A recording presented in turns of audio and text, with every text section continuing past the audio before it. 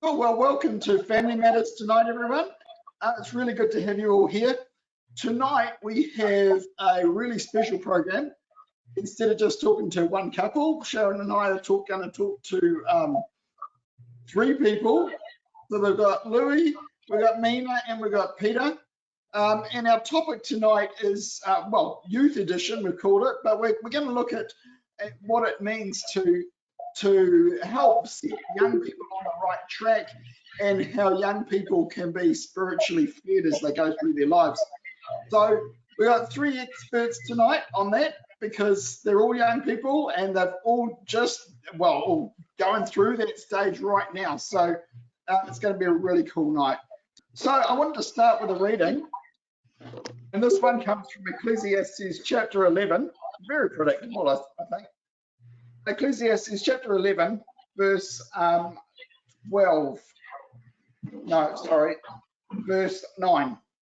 and through to chapter 12.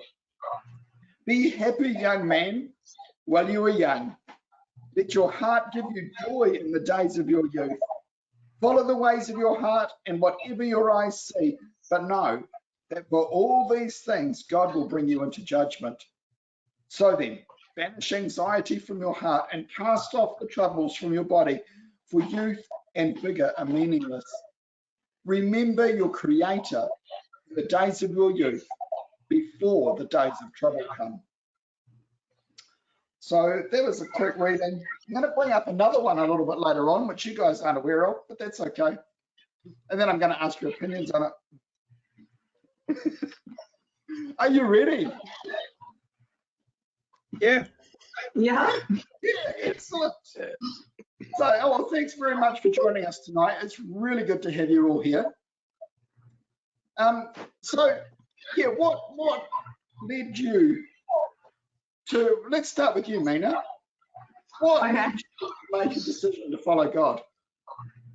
I guess it was, I was kind of brought up in a Christadelphian home, so I always had a strong mum who was dedicated to taking us to camps and Sunday school and CYC, and yeah, I just kind of grew up in an environment that was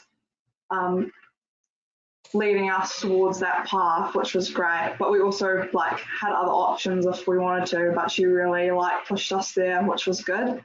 And yeah, it just always was a family thing where we'd talk about God and, you know, read the Bible together, and yeah. So a real good family atmosphere. Yeah. Cool. So, Peter, what led you to the point of baptism? What led me to the point of baptism? For the most part, it was pretty similar to Mina in that a positive family atmosphere, always going in that general line. But more, yeah. On top of that, was also, I suppose you could call it like inadvertent peer pressure, because that was what all of my friends, my sister, my cousins, who were that much older than me, were already going in that way.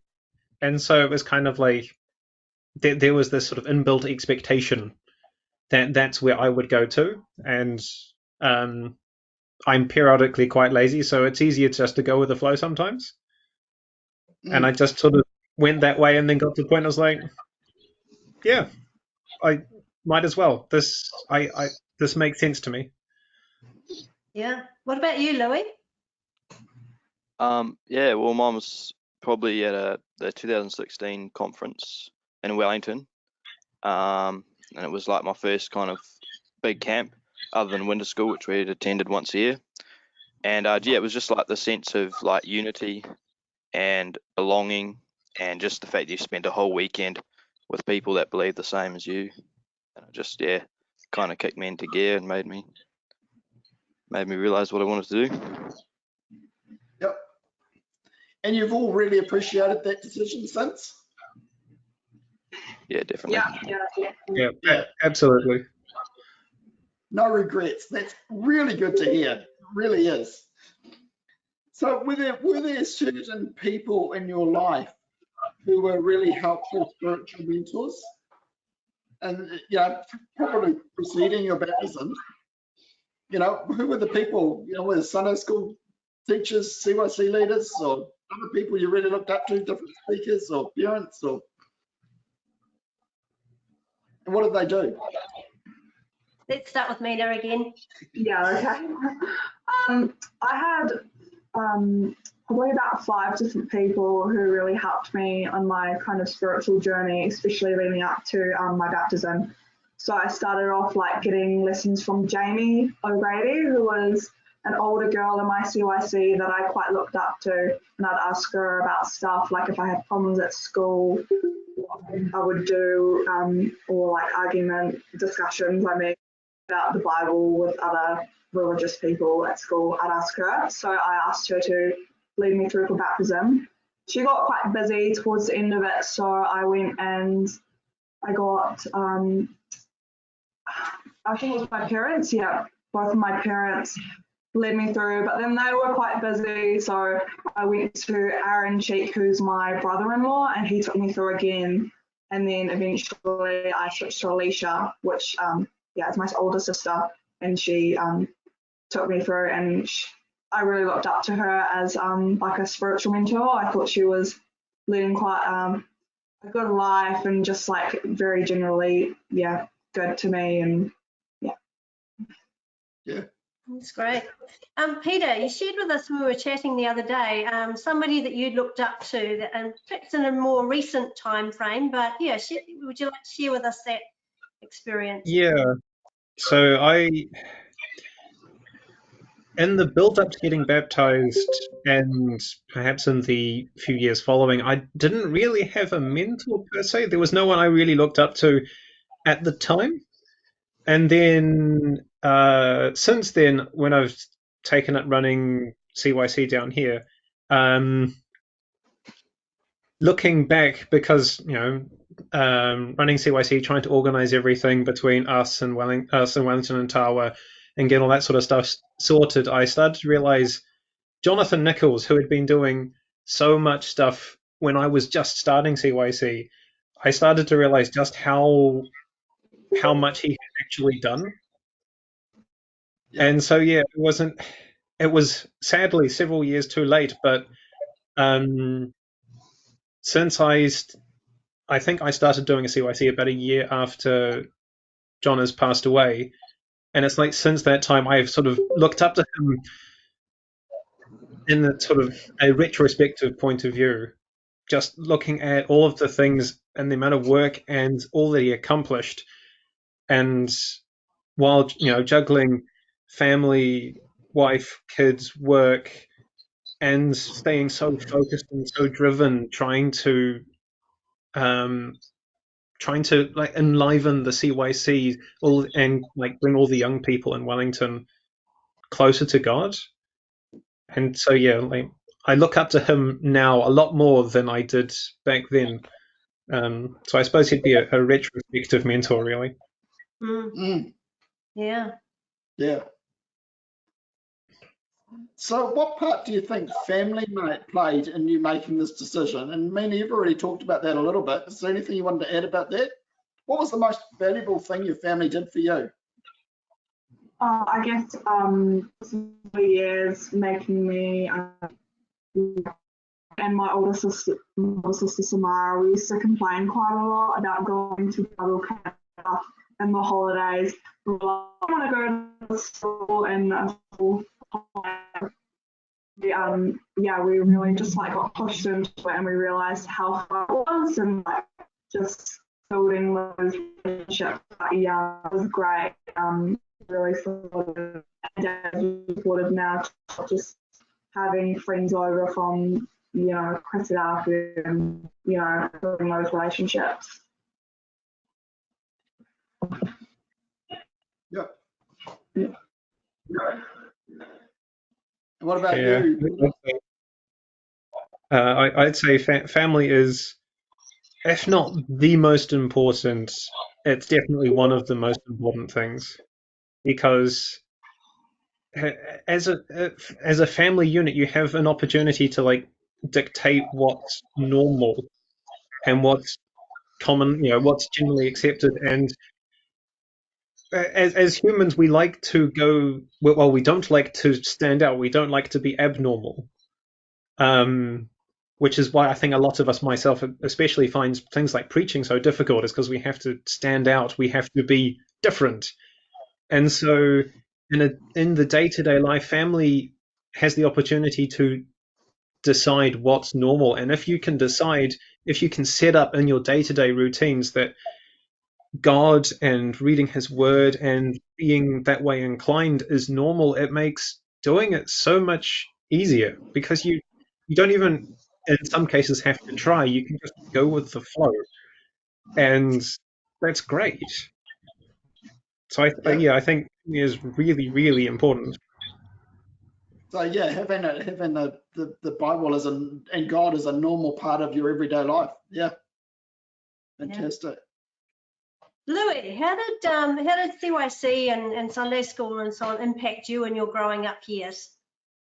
Did that play quite a part in your decision to be baptized? Yeah, CYC definitely. And Pakuranga Sunday school once I started going along when I was a bit older. But yeah, CYC is really important, and that consistency of seeing people on like a weekly basis that believe the same as you is just really encouraging, and you can get away from all the rubbish that happens at school. Yeah, so something you'd really recommend. Yeah, definitely. CYC is very, very important, especially when you're growing up, to get that time. Did any of you ever sort of like not want to go to CYC, but were made to go? Yeah. Or to Sunday school or Bible class or whatever? Yep. Yeah, especially.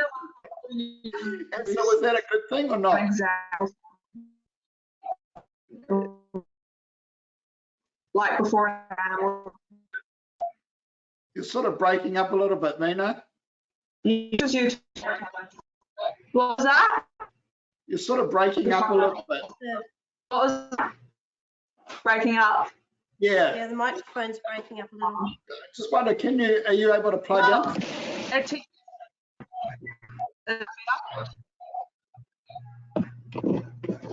Oh no, I can't. Sorry. No?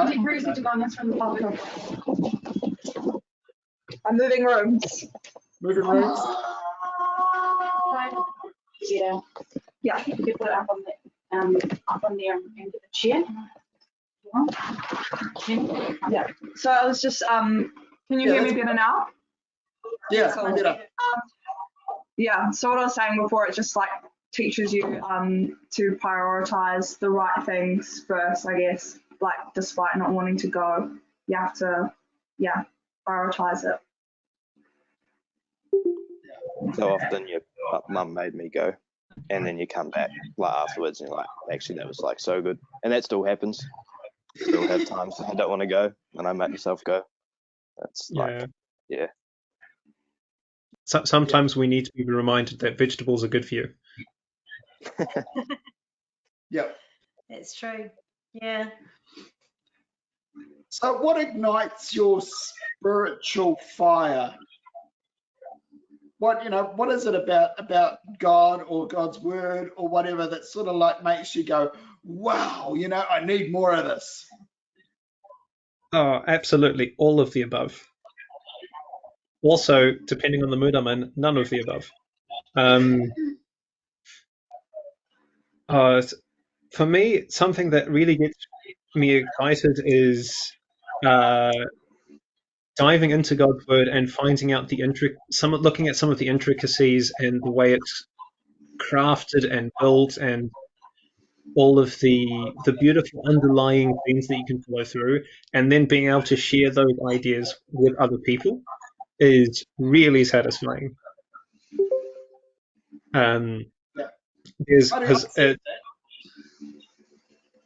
Sorry? I'd second that. Excellent. Yeah, I find it's one thing to find something and be able to think about it and go, hey, that's cool. But it's something else which I noticed yesterday after the meeting. I was having a discussion with someone, and I'd come across something during the week, and I was sharing that with them, and I was even more fired up and excited about it when I could see them get excited and interested in it as well. And just being able to share that, the common ground of, we have this common faith, and actually being able to talk about these ideas and help explain something to them. Really, really cool. Yeah. What about you, Louis? Yeah, just the different levels in scripture. You can be a real smart guy like Peter, or like a dumb mechanic like me, and there's always something there and something to reignite the fire that's needed. Yeah, and also praise and singing songs is like really important. Yeah. Yeah. Mina? Yeah, for me, it's definitely seeing God's work in like my own life, and just being able to really spot those God moments in your life where something turns out and you're in a situation. And one of those like big ones for me was definitely when my dad came back to the meeting after years of being away. And it was just like my prayer as a little girl, like that my dad would be in the meeting and say prayers at the dining table. And yeah, when that actually happened, I remember just being like, wow, this is the best thing ever. And yeah, it was really special. Yeah, that's That's fantastic. neat. Yeah. Yeah. But I've got to say that's one of my other favorites, is seeing God working in your life and answering prayer. Is like just incredible, and it really keeps your faith alive. Well, it's mine. Sorry, I'm not supposed to put my opinion in, but there it is. That's all right. I agree with you, so you can put it under mine. You too, Louis? Oh, yeah. Yeah. But it kind of leads on to the next question, is what helps keep your faith alive now? Off you go, Louis. Other people, camps, CYC, the meeting, Bible class, other things that are on. Yeah. Being at those, and having the word at the centre of all of those as well. Yeah. Peter? To be honest, everything that Louis said, I can't think of anything else to add. Is friends, family, and going to everything. Like even when you don't want to do it, just being there is really, really beneficial. Yeah. Yeah. Anything to add, Mina? I would just probably say like the same thing as before, like the God moments, but also like the promise of something a lot better in the future, like just like the kingdom and not crying again and not having to worry. Like just the promise of that is what really keeps me going. Yeah, that's awesome. Yeah. So how do you go, any of you, with sharing your faith with others? Is it easy or hard? Or does it build your own faith when you do it? What do you reckon, Louis? You're out in the workforce. Yeah, well, my first day at my new job, we were in a hoodie that said, had Psalm 113 about the sun never setting, like that. Anyway, got introduced to all the managers, and they made me turn around, and someone read it out to like the whole room. So that was kind of helpful. Yeah. And then found out couple of the guys on my team are all Christians, so we have some good chats. But yeah, no, it's not like a super easy thing just to strike up a conversation with like a random. But when you have a personal connection with someone like a workmate, or even someone that you see when you're at work a lot of the time, perhaps some different business. Yeah. Yeah. Having And it the does help, doesn't it? Having it day one, you know, you wear that sweatshirt first day and everyone goes, oh, he's a Christian, and they know that right from the start. I mean, that was a really stunning move there, Louis. Sorry, Peter. Oh, that's all right. I was just going to agree with Louis saying it is definitely a lot easier to share your faith with someone when you do have that personal connection. It's I would more readily share it with someone that I see occasionally at work than I would with a random on the street. But then, unlike Louis and unlike Mina in our discussion earlier, I find it very challenging. Although mostly it's because I'm a coward and I don't like sticking out. But because I work at I used to work at the university. I'm now currently studying, doing a master's in computer science at uni.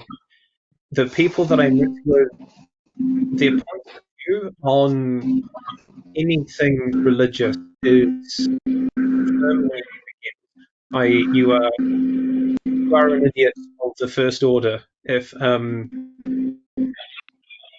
you in any way buy into anything religious. And just I had a group project for about 12 weeks that I was doing with same group, same people all the time, and a couple of them were just very ardent atheists, and it is really hard. Well, I find it really hard to actually. I did say that I was a Christian, but to actually share my faith with them was not something I ever managed to pluck up the courage to do. Sharing your faith, you find it much easier than me, if memory serves. Yes, I find it a lot easier. I find that my typical generation of girls, they're really interested to hear and what different perspectives are, and even though they might not take it on board, they're a lot more open to hearing what I have to say. So I've kind of grown up being able to share what I believe, and it's been a lot quite easy for me to just strike it up and say, oh yeah, I'm a Christadelphian, and they're like, oh, what's that? They want to know because I haven't heard of it before. So yeah. Welcome back, Rob and Sharon. Thank you. Sorry about that. Don't know where we went, but it wasn't. But it wasn't anywhere where we were expected to be. No. Thanks for carrying on. Yes, it's awesome. Okay, so what advice would you give other young people who are thinking about getting baptized? What do you reckon, Louis? What advice would you give? Do it. Do it. It's an easy one. Do it. Yeah. And don't worry about being a professor of the Bible or anything. I remember my baptism interview with Uncle Neil and Reese. They said it was the beginning of the journey. As long as you have a good basic knowledge of the doctrines and the ways of God, then that's pretty suffice. But it's very easy to get caught up in thinking I don't know this and I don't know that, but it's not about that. Right, you, Mina? Yeah. Oh yeah, just the same as Louis. It's not a competition to know. It's not a test. I always ask before my baptism interview if anyone had ever failed, and I was really nervous about it. But yeah, don't be nervous. Just go with it. The story about, I think it was Paul teaching the Ethiopian eunuch on the road. He only had a day or a couple of hours with Paul, and he was baptized. Yeah. Peter?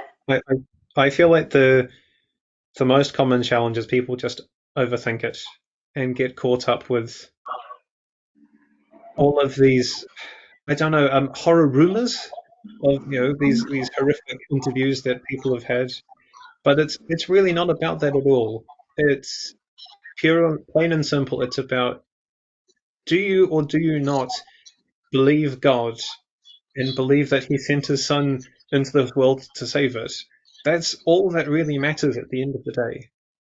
And so it's just, to come back to where Louis started, don't overthink it, and just do it. Because I think it's a far better thing to have done than to get down the road and stop and think, I should have done it. Mm. Yeah. What would you say to someone who's waiting for the bells and whistles to come? Stop waiting. You won't hear them. Yeah. Okay. If you try and stop and wait for them, if you say I'll wait until I've finished secondary school.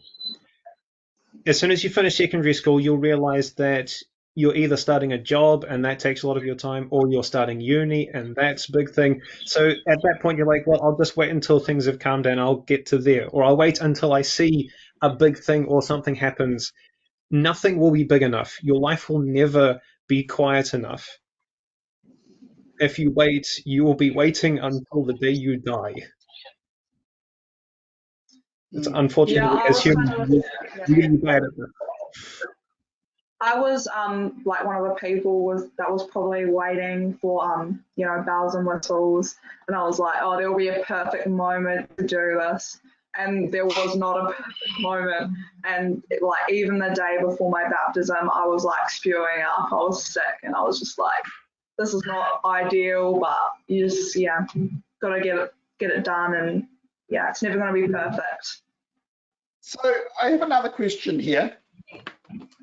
This one you haven't heard because I only thought of it today.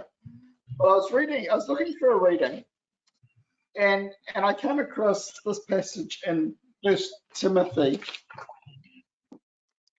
that says this. It says, don't let anyone look down on you because you were young. This is from 1 Timothy chapter 4, verse 12. Don't let anyone look down on you because you were young, but set an example for the believers in speech, in life, in love, in faith, and in purity. I just wonder what your thoughts were on that, and what is it? How would you encourage other young people to do that, to be that example in love and faith and purity, and so that others don't look down on them because they're young? Any thoughts there, Peter? You look like you're thinking. You've got your thinking face on. So how would I encourage people to go along those lines? Yeah. If I had to give one piece of advice, I would say baby steps. Because doing anything like that is hard, but it's a lot easier if you sort of sneak up on it, piece by piece. Yep. Because it's a really hard thing to walk out there as a young man or a young woman and go out and set the standard for everyone. But it's a lot easier to do your readings once so that people can see you, or rather in a place that people can see you. And then from there, it's easier to do another reading, and then maybe to mention it to someone about what you're reading, and just building it up that way. It's eat the elephant one bite at a time. Don't try and do it all in one go. Very good advice. Thank you. I would say Do you have a thought? don't be arrogant.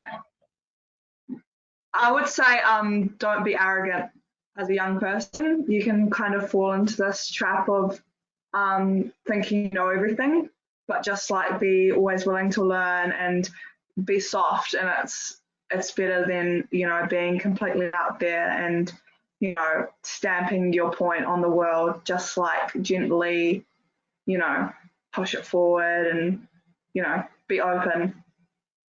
Yeah. Louis?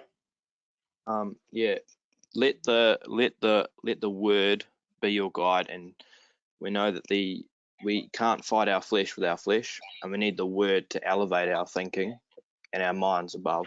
And so we can't do any of that if we don't put God's word in. And it says that just down, I think. And it's like really important to read the Bible and to meditate upon it, because otherwise you won't be able to fight your flesh.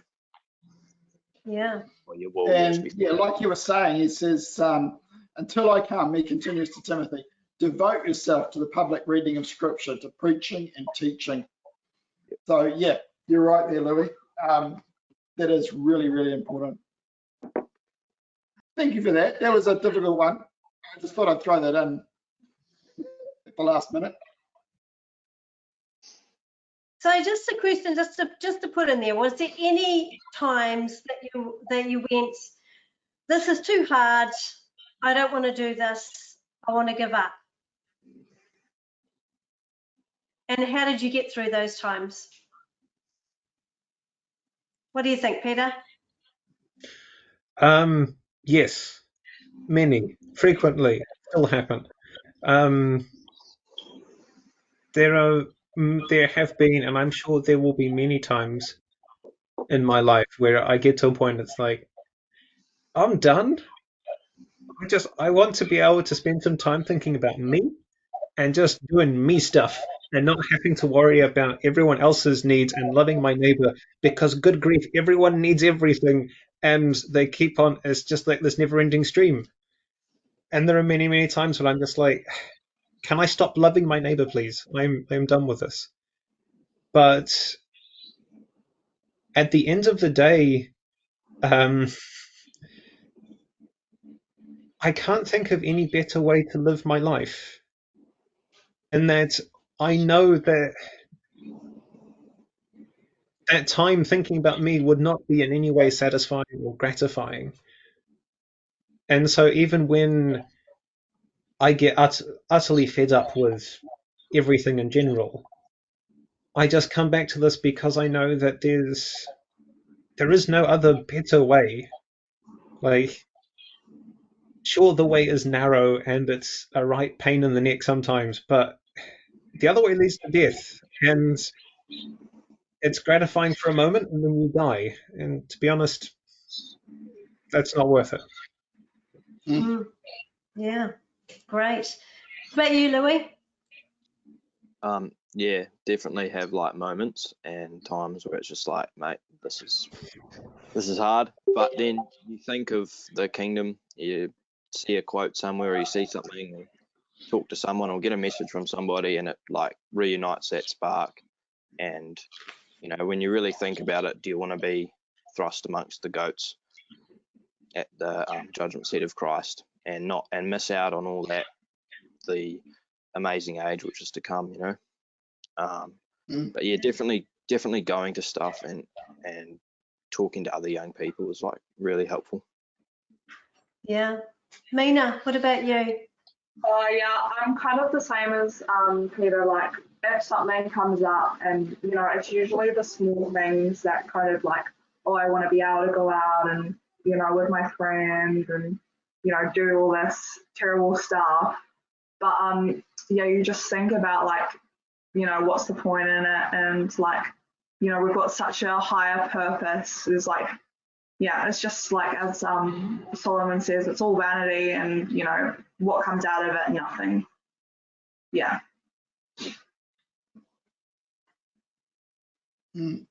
So here's a question for parents. This is specifically for, well, maybe not your parents, but someone else's parents. What advice would you give to parents wanting to bring up their teenagers to know God? Mina, you just Yeah. I said yesterday,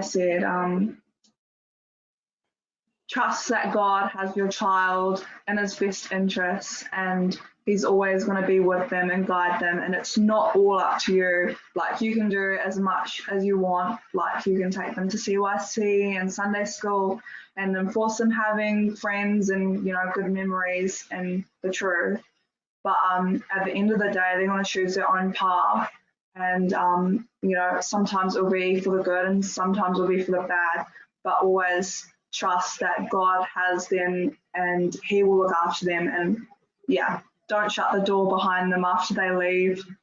Yeah. Cool. What about you, Louis? What would be your advice to parents?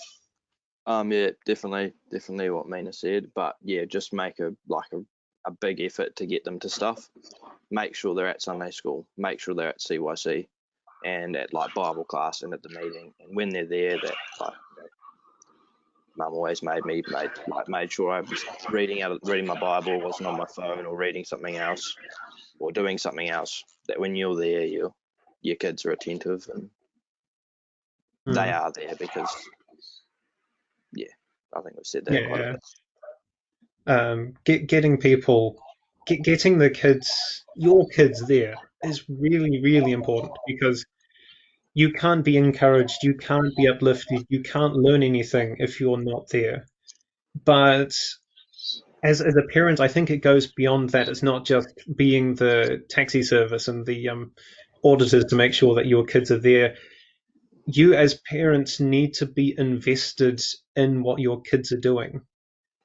Like, it's you can't just sort of set and forget and walk away.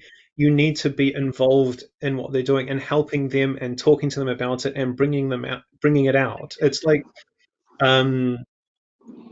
it's like teaching, and when you're sending your kids just to school generally, the best thing that you can do as a parent when you get your kid comes home from school is to talk to them about it, to ask them what they've learned, to dive into it, to share some of your love and your enthusiasm and your passions, because that's how you really encourage and grow them, just and give them an appreciation of reading a book or whatever. But the principle is true of God's word and of this walk, is that if you show yourself as being invested in this, and so not just dropping them off at the door and for CYC or Sunday school and leaving, but then asking about what you covered, what you learned, what happened afterwards, and showing that you are as invested as they are, and you're as excited or more excited about the things as they are. That enthusiasm and that passion is contagious. And really. conversely, that absence of enthusiasm, that absence of investment is contagious too. Yeah. And so it's really, really important, because if you don't bring that, they have to bring it themselves, and odds are they probably won't. And that is a very sad day. Yeah. No, very wise advice there, Peter. Thank you. All of you, actually. So one other last question, I think. What would you recommend for other young people to help them build up their faith? Louis, start with you. Surround yourselves with other young people and get your head in the word, and make sure, and also the music you listen to is about God and not the filth that's out there in the world. Yeah, because music really gets into you in the end, doesn't it? Yep. About you, Peter?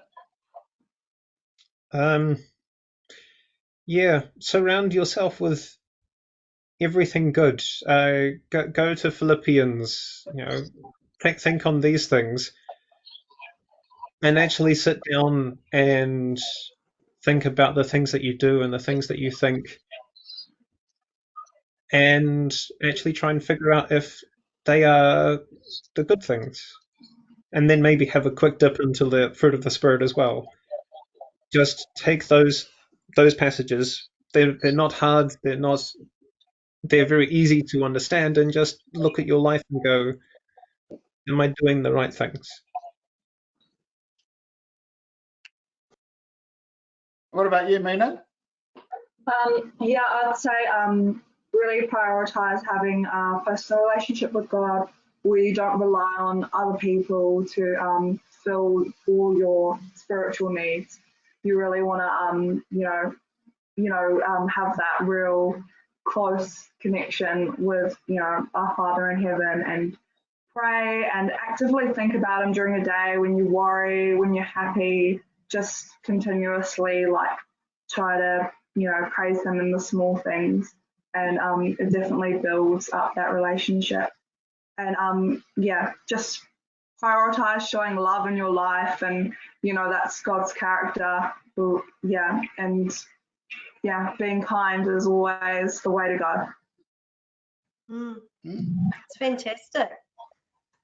Thank you so much to all of you. Yeah. We really appreciate you spending this time with us this evening and sharing some thoughts and on growing faith and keeping faith. And just thank you so much. We really appreciate that's been really encouraging. And we've really enjoyed it as well, which is a double bonus. It's been great. So thank you. Is it okay to just ask a random question? Can we ask? Is it okay to ask a question? Can I ask the three young people that are there, if they have one that they care for mostly, what is your favourite quote in the Bible, if you have a favourite?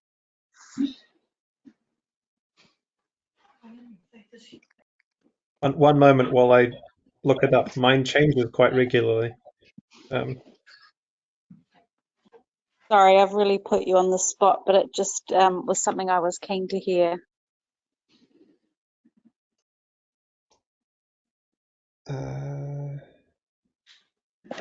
Louis, Mina, do you have one? I'm still trying to find mine. I got one. Revelation 21 verse 4. And God shall wipe away all tears from their eyes, and there shall be no more death, nor sorrow, nor crying, neither shall there be any more pain, for the former things have passed away. Yep. That's great. I really like the quote that's on my Bible case. I'm not sure where it's from. It's in the Psalms, but it's and he shall bring forth thy righteousness as light, and thy judgment as the noonday. That's a lovely one. I've managed to find my current one, which is Isaiah 41:10, which says, "Fear not, for I am with you. Do not be dismayed, for I am your God. I will strengthen you. I will help you. I will uphold you with my righteous right hand."